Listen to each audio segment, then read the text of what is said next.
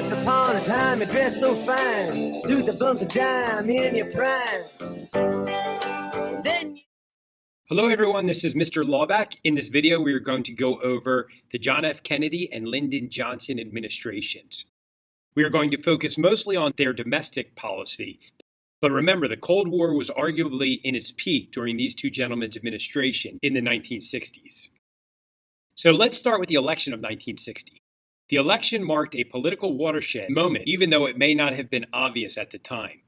Kennedy defeated Nixon by a razor-thin margin. Kennedy proudly stated, "The torch has been passed to a new generation." The electoral victory of John F. Kennedy over Richard Nixon ushered in a period of dynamic change. At age 43, Kennedy made a stark contrast to the much older predecessor of his in Dwight Eisenhower. Charismatic and well-spoken, Kennedy appeared to exemplify youth and energy. He had served as a House of Reps member and a senator from Massachusetts.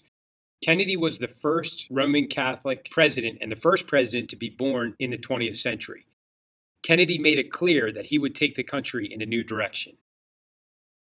In his inaugural address, he challenged his fellow Americans by saying famously, "Ask not what your country can do for you, ask what you can do for your country."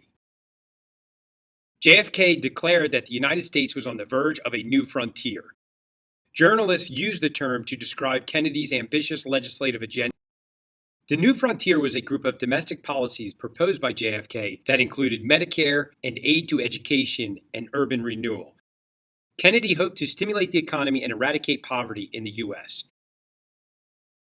He was deeply motivated by Michael Harrington's book, The Other America, written in 1962, which reminded Americans that many people remain impoverished despite the nation's general prosperity. Despite his popularity, JFK was unable to persuade Congress to pass much of his ambitious legislative agenda. Congress did increase the minimum wage from $1 to $1.25 and authorized the President's Peace Corps program, which sent young volunteers to assist people in developing countries around the world. The space program, like the Defense Department, benefited from Cold War tensions. Early in 1961, the Soviets humiliated the United States with a Sputnik trip into space. In May of 1962, Alan Shepard became the first American in space, and in February of 1962, John Glenn became the first American to orbit the Earth. The space race between the U.S. and the Soviets was on. Kennedy promised that the United States would land a man on the moon by the end of the decade. To make this a reality, he and Congress began pouring money into NASA.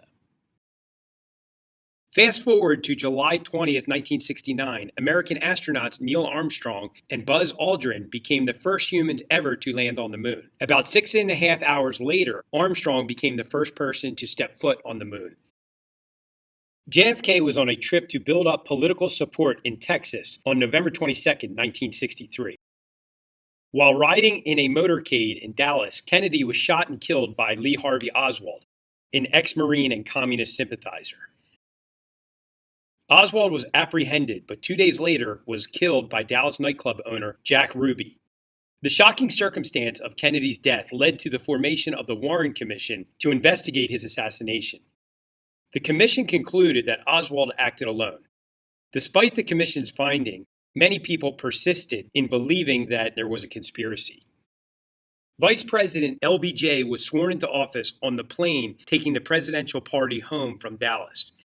A former Senate Majority Leader, Johnson was a skilled legislator and in 1964 was able to guide much of Kennedy's stalled legislation through Congress, including a hefty tax cut intended to spur on the economy. In the 1964 election, LBJ was able to defeat Republican opponent, conservative Senator Barry Goldwater of Arizona. Goldwater wanted to roll back much of the welfare state that had taken over the federal government since the 1930s. LBJ was able to defeat Goldwater and also had the Democratic Party take control of Congress. As you can see on this map, this was a very decisive victory, especially in the Electoral College. This large victory made LBJ very ambitious about his legislative agenda. Years of economic, technological, and social achievements led LBJ to believe that the government could eliminate poverty in America. The Great Society was the overarching plan of LBJ to assist the underprivileged and impoverished people in American society. The president began laying the foundation of his Great Society in 1964, creating the Volunteer in Service to America program known as VISTA, which acted as a Peace Corps within the United States, sending volunteers to help poor communities all across the country. Congress also created the Department of Housing and Urban Development to supervise construction of affordable housing, and a $3 billion improvement was approved for American cities. Let's take a moment and look at this list of LBJ's Great Society. Johnson's plan was to aid education. Head Start was created, and this was a program that focused on pre-K for lower socioeconomic areas, provided funds for poorer school districts. Medicaid and Medicare were created. We'll talk more about those in a moment. Urban renewal was a focus, beautification, conservation, and the development of depressed regions. Passed legislation to improve water and air quality. LBJ also declared a war on poverty. We'll take a look at a statistic in a moment. A focus was control and prevention of crime, removal of obstacles to the right to vote, as can be seen in the Voting Rights Act of 1965. Created a National Endowment for the Arts and Humanity. Passed the Immigration Act of 1965 to lift immigration quotas.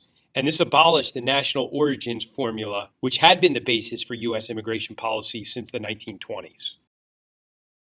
A key piece of the Great Society legislation was Medicare, which provided health insurance to American citizens 65 years of age or older. Medicaid offered medical coverage to Americans who could not afford their own medical insurance. The LBJ Great Society programs led to the massive extension of the American welfare state. Programs like Medicare and Medicaid helped many people, and the poverty rate in the United States was actually cut 40% during the LBJ years. The financial cost of the Great Society was very high, leading to resentment from increasingly burdened taxpayers. Some critics argue that the Great Society programs fostered a culture of dependency among the people they were trying to help. They felt the United States was turning more into a welfare state. On the civil rights front, LBJ pushed JFK's Civil Rights Act of 1964 through Congress, which outlawed discrimination based on race, sex, religion, or country of origin. He was also able to get the Voting Rights Act of 1965 passed, which outlawed practices such as literacy tests that had been used to oppress the voting rights of African Americans, especially in the South. As you can see from this map, states with a history of discriminatory voting practices that are subject to Section 5 of the Voting Rights Act. These states are required to get federal approval for any changes in their voting laws. So as you can see, the federal government does not have to approve any of the states that are colored in white. Part of the state is this lighter color green. You can see New York, New Hampshire, North Carolina, and Michigan, and California. And then the entire state of Arizona, Alaska, Texas, Louisiana, Mississippi, Alabama, Georgia, South Carolina, and Virginia. The same faith in the ability of Americans to accomplish anything they set their mind to would lead Johnson to disaster in Vietnam, and ultimately his decision to not run for a second term. The financial strain of the Vietnam War spurred Congress to reduce or eliminate some of the Great Society initiatives, but much of Johnson's Great Society initiatives still remain today.